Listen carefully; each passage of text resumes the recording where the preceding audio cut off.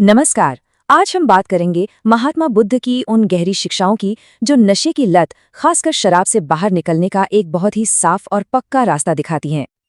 देखिए, बुद्ध का एक सबसे जरूरी सिद्धांत है, मन ही सारे दुखों की जड़ है और मन ही उसका समाधान है। यही एक सोच इस पूरी समझ का बेस है। और मजे की बात यह है कि शराब ठीक उसी मन को कमजोर करती है जिसे समाधान खोजने के लिए मजबूत होना चाहिए। तो चलिए सबसे पहले ये समझते हैं, एक बौद्ध नजरिए से शराब को जिंदगी के असली मकसद के रास्ते में इतनी बड़ी रुकावट क्यों माना जाता है?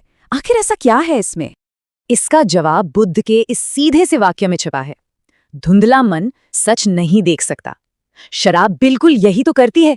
ये मन पे एक ऐसी धुंध डाल देती है जहां इंसान की सही गलत को पहचानने की समझ और खुद को देखने की क्षमता सब खो जाती है। और ये धुंध जिंदगी में फैलती कैसे है?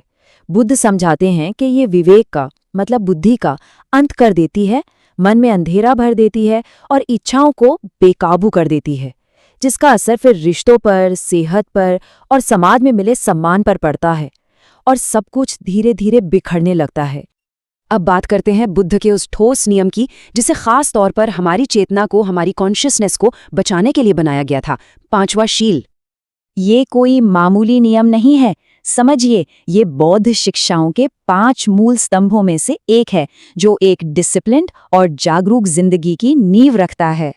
ये नियम सिर्फ फिजिकल नहीं है बल्कि स्पिरिचुअल भी है, क्योंकि नशा इंसान से उसकी 3 सबसे कीमती चीजें छीन लेता है, उसकी चेतना, उसका असली स्वभाव और उसके जीवन की सही दिशा।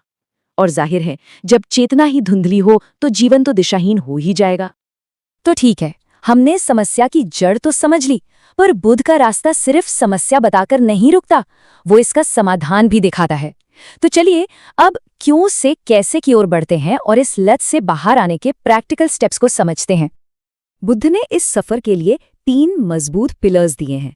पहला है जागरूकता यानी माइंडफुलनेस, दूसरा है संगति यानी कंपनी और तीसरा है धैर्य यानी पेशेंस।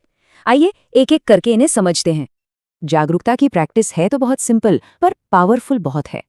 जब भी पीने की इच्छा उठे, बस एक पल रुककर खुद से पूछना है, क्या ये मुझे शांति देगा या और दुख देगा?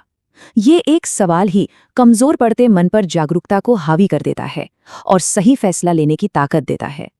बुद्ध का ये कहना माहौल के असर को बिल्कुल साफ कर देता है। आप वैसे ही बन जाते हैं जिनके साथ आप बैठते हैं। सीधी सी बात है, जैसी संगत वैसी रंगत। इसलिए उन लोगों और उस माहौल से दूरी बनाना बहुत जरूरी है जो नशे की तरफ धकेलता है। अच्छी संगति इस रास्ते पर टिके रहने में बहुत मदद करती है। और आखिर में धैर्य। देखिए, नशे की लत से बाहर निकलना कोई एक दिन का काम तो है नहीं। बुद्ध सिखाते हैं कि ये जागरूकता की ओर एक धीमी मगर पक्की यात्रा है। एक एक कदम बढ़ाइए, बदलाव निश्चित है। हर दिन की गई छोटी से छोटी कोशिश भी बहुत मायने रखती है। इन तीनों सिद्धांतों को एक बहुत ही खूबसूरत कहानी से समझते हैं। एक बार एक व्यक्ति बहुत ही निराशा में बुद्ध के पास आया और बोला, भगवान, मैं शराब छोड़ने की बहुत कोशिश करता हूं, पर मेरी आदत मुझे हर बार हरा देती है। बुद्ध ने उसकी आंखों में वो हार का भाव देखा। वे मुस्कुराए और ऐसा जवाब दिया जिसने उस व्यक्ति की पूरी सोच ही पलट दी। उन्होंने कहा, हर बार जब तुम कोशिश करते हो तो तुम जीतते हो और तुम्हारी आदत कमजोर होती है। और फिर बुद्ध ने उस कहानी का सबसे ताकतवर संदेश दिया। उन्होंने समझाया कि शराब छोड़ने का रास्ता कोई लड़ाई नहीं बल्कि एक जागृति है। ये खुद से लड़ने के बारे में नहीं है, ये खुद को जगाने के बारे में है। और इस एक सोच ने उस व्यक्ति को अंदर तक बदल दिया। तो चलिए इन सभी बातों का सार निकालते हुए बुद्ध के आखिरी और सबसे अहम संदेश को समझते हैं। बुद्ध का अंतिम संदेश बहुत सिंपल है लेकिन उतना ही गहरा भी। शुद्ध मन, शुद्ध जीवन, ये 2 शब्द उनकी पूरी फिलॉसफी को समेट लेते हैं।